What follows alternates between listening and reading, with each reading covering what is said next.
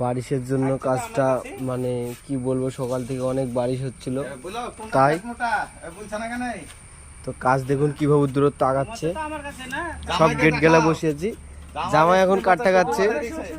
বাবা হলো দিনে একবার খায় 7 বার পাবে।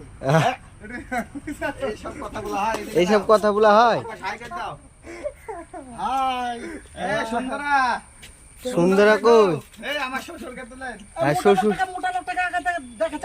মোটা লোকটা তো দেখছেন। গেট গেলা সব বসিয়েছি, দরজার ফ্রেম গেলা। সুন্দরা টুনটুনা